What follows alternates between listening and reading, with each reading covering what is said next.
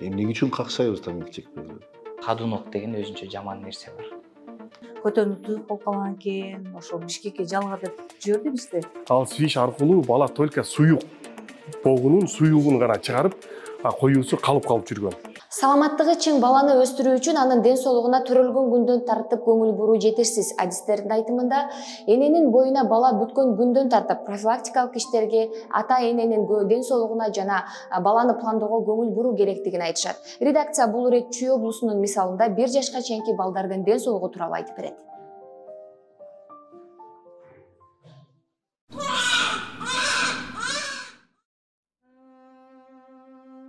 Бүгүнкү күндө Чүй облусунда 1 жашка чейинки балдардын ден соолугундагы негизги көйгөйлөрдүн бири ымыркайлардын ички органдарындагы туаса кемтик болуп жаткандыгында.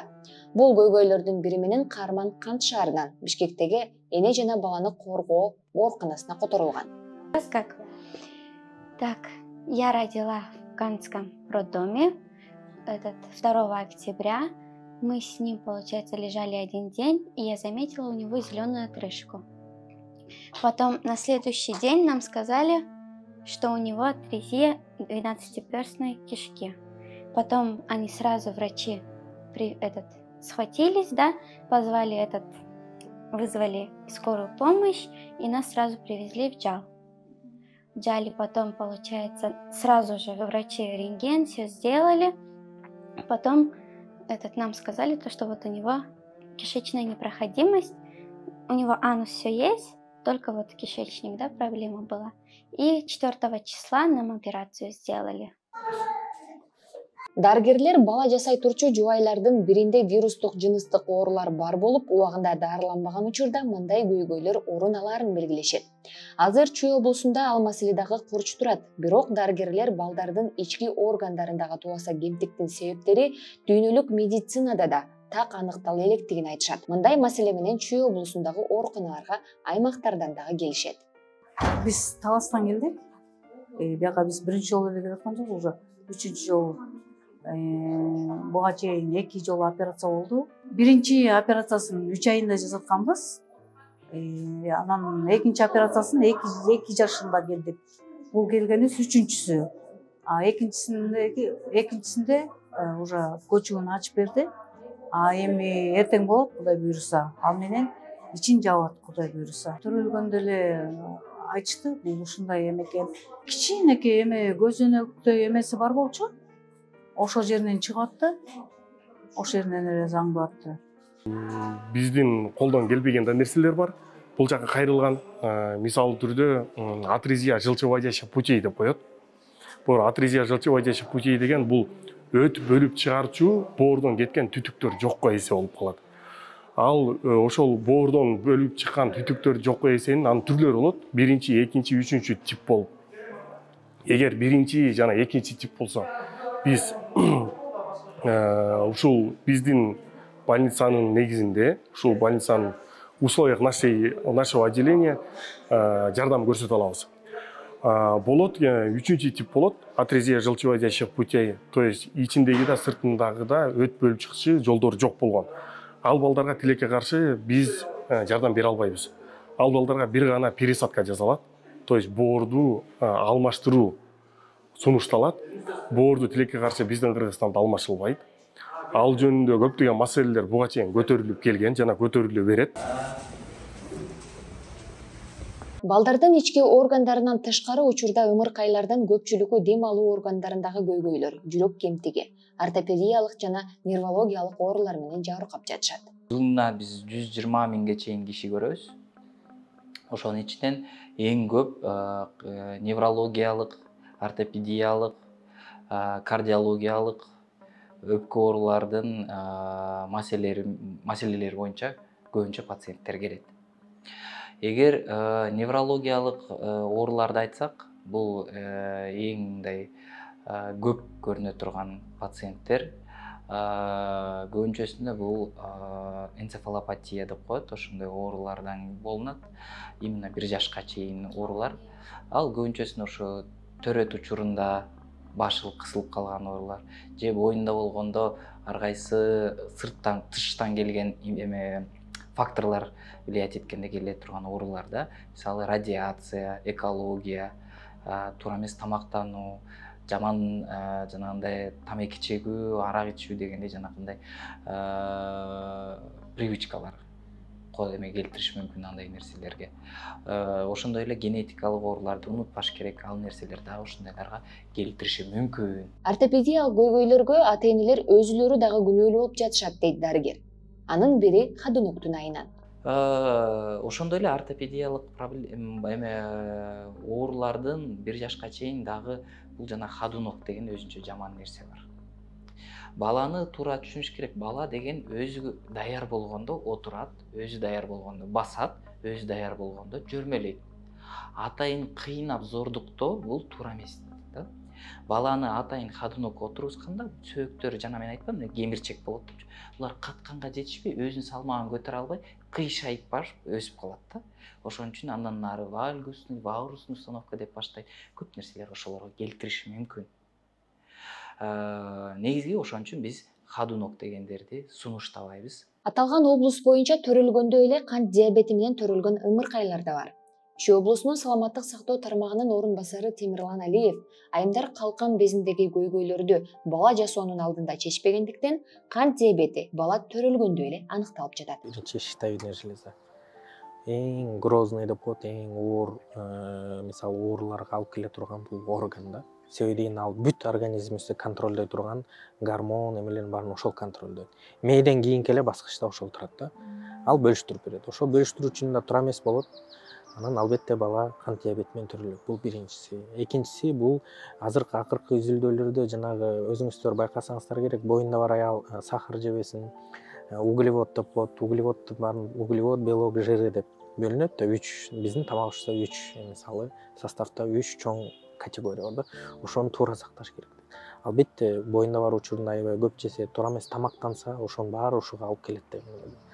Албетте кайра эле үчүнчүсү ошол эле вирустук энес, төртүнчүсү бул кайра эле генетика, бешинчиси ушул биздин аба ырайы, COVID-19 бул пока толугу менен мисалы далилденген элек маалыматтар да. Бирок кандайдыр бир группаларды текшергенде ошондо климатта басып өткөндөр да.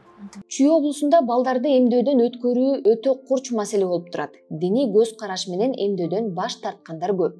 Азыркы учурда ушул диний көз караштын негизинде бул эмдөөдөн баш тарткан саны дээрлик 90%га чейин.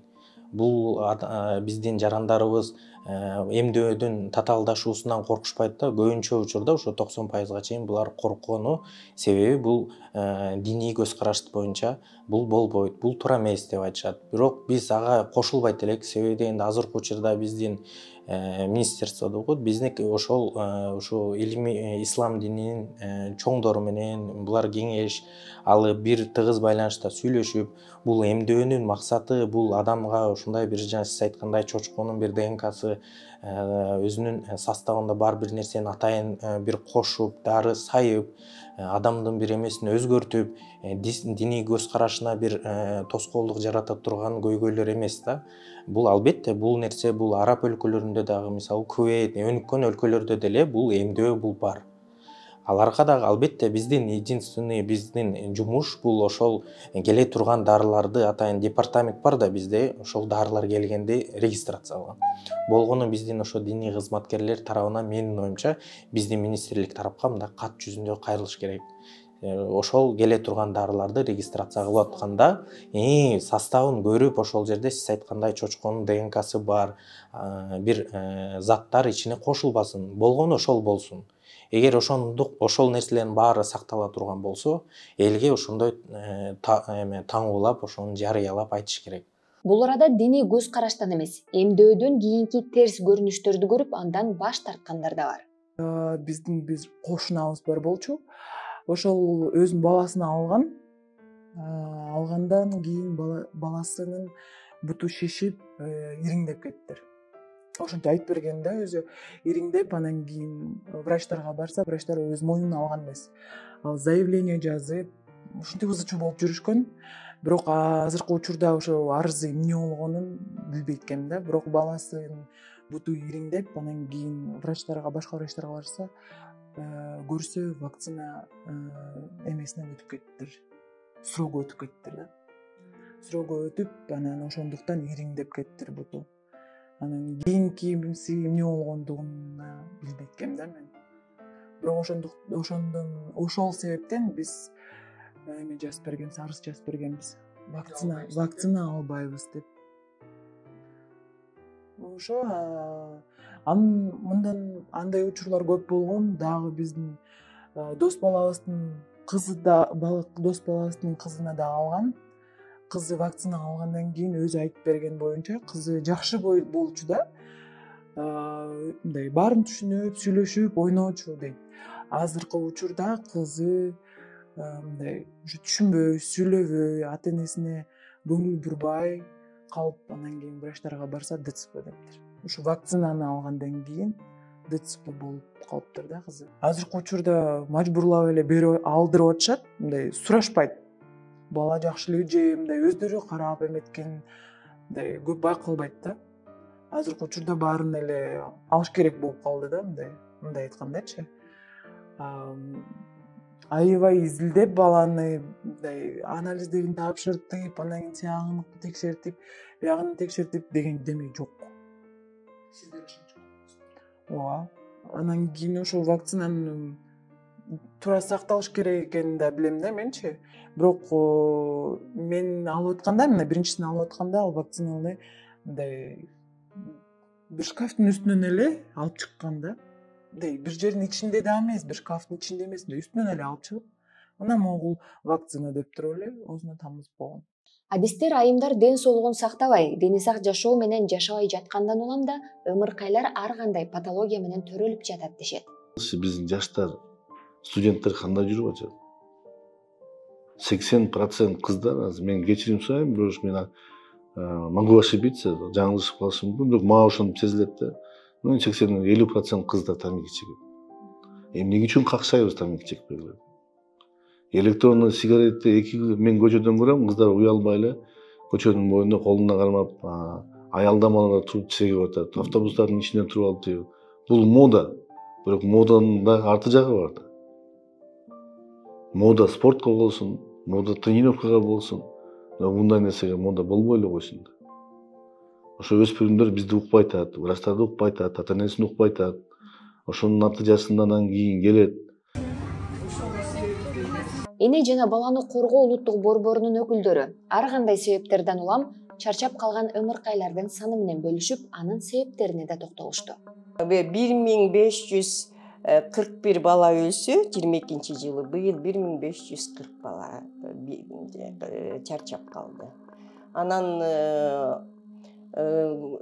бул ымыракайлардын өлүмүнүн көрсөткүчү бизде бардык областтарда туруктуу абалда туруп, бир гана Ысык Көл областында,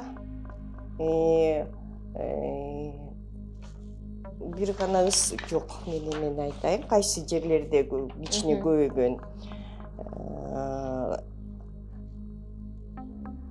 Нарын областында, Бишкек, анан Ош областында кичине көбөйдү. Мындан улам адистер ата-эне баланы пландоодо даярданууга, эне менен катар аталар да саламаттыгына көңүл бурууга чакырышат.